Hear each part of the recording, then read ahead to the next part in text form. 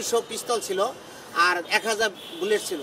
এগুলো পুড়ে গেছে, তাই লোহা লক করে বুলেট পুড়ে শেষ হয়ে গেছে। এটা ফাইটে যেতে পারে স্বাভাবিক, আগুন জ্বলাতে যে আগুনে যে লোহা লক করে জিনিস ইন্ডাস্ট্রিয়াল, সেগুলো পড়লে তো ভাই লোহা, এগুলো তো এখানেই থাকবো, কার্টুন পুড়ে যাবে। কিন্তু সেগুলো নেওয়ার দায়িত্ব কি তাদের? সন্তান জন্ম দিলেন আপনি, সন্তান মৃত্যু হয়েছে, আপনাকে তো এক নজর দেখাবে। সে না দেয়া এরা পরিষ্কার পুরোটা পরিষ্কার করে লাইছে।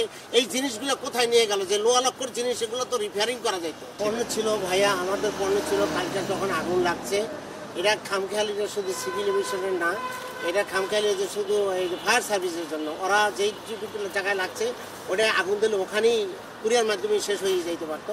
কিন্তু এই আগুনটা খামখেয়ালি করে ওরা ভিতরে পানি দিল না। পানি আনতে আসি 5 মিনিটে পানি শেষ হয়ে গেছে।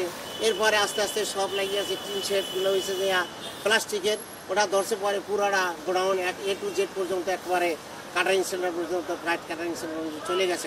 এখন আমাদের কথা হয়েছে, আমাদের তো মাল পড়ছে, আমাদের মনে করেন ইনপুটার 8-10টা ইনপুটারের মনে করেন আমার 7-8টা শিপমেন্ট, মনে করেন 50 কোটি টাকার মাল পুড়ে গেছে কালকে। এরপরে ভাড়া আছে, কেনা আছে। এখন ঘটনা হচ্ছে ইম্পোর্টারের তাদের দিকে চাই হইলো আমরা যে মালগুলা এখন আসবে এগুলা তাড়াতাড়ি ছাড় দেওয়ার জন্য আসছি, কিন্তু এখানে ওই পরিবেশ এখন পর্যন্ত সৃষ্টি করে নাই। তারা বলতে আছে, টিভিতে বলতে আছে বা অনলাইনে বলতে আছে একটা কার্যক্রম পুরা আরম্ভ হয়ে গেছে, ডেলিভারি শুরু হয়েছে, অর্ডার চলতে আছে। আসলে আমি আইয়া দেখলাম, আপনি দেখেন এখানে শুধু এরা একটা 3-4টা রেজিস্টার করে রাখছে। আবার মাল এক্সামিন করতে, একটা কমার্শিয়াল মাল এক্সামিন করতে 4-6জন লোক লাগে, এখানে নাকি 2 জন লোক দিব। তাই মাল কাটবে কে আর দেখাইবে কে বিচারে রে, আর এর সেলাই করবে কে? এই একটা পয়েন্ট। আর আমি একটা বলছিলাম, আমার এক ফ্রেন্ড নাম সেলিম আজাদ, ওর এক ইম্পোর্টারের মাল হয়েছে আপনার 200 পিস্তল ছিল আর 1000 বুলেট ছিল। এগুলো পুড়ে গেছে, তাই লোহা লক করে বুলেট পুড়ে শেষ হয়ে গেছে। এটা ফাইটে যেতে পারে স্বাভাবিক, আগুন জ্বলাতে যে আগুনে যে লোহা লক করে জিনিস ইন্ডাস্ট্রিয়াল, সেগুলো পড়লে তো ভাই লোহা, এগুলো তো এখানেই থাকবো। কালার এক্সপার্ট, জর্জ স্যাপ এবং মাইল্ড অন হ্যান্ডস টেকনোলজি সমৃদ্ধ অরিক্স ক্রিস্টাল ওয়াশ আপনার লন্ড্রি এক্সপার্ট। কার্টুন পুড়ে যাবে, কিন্তু সেগুলো নেওয়ার দায়িত্ব কি তাদের? সন্তান জন্ম দিলেন আপনি, সন্তান মৃত্যু হয়েছে, আপনাকে তো এক নজর দেখাবে। সে না দেয়া এরা পরিষ্কার পুরোটা পরিষ্কার করে লাইছে। এই জিনিসগুলো কোথায় নিয়ে গেল? যে লোহা লক্কর জিনিস, এগুলো তো রিপেয়ারিং করা যেত।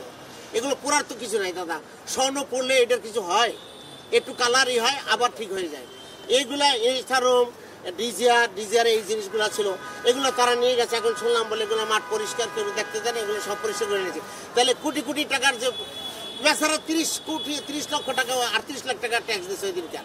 আমরা একটা 36 লাখ টাকা ট্যাক্স দিয়েছি 388 কার্টুনের মালে। চায়না মালটা আমাদের দিল না, বৃহস্পতিবার আমাদের রিকোয়েস্ট করলাম, দিল না, রবিবার দিন দিব।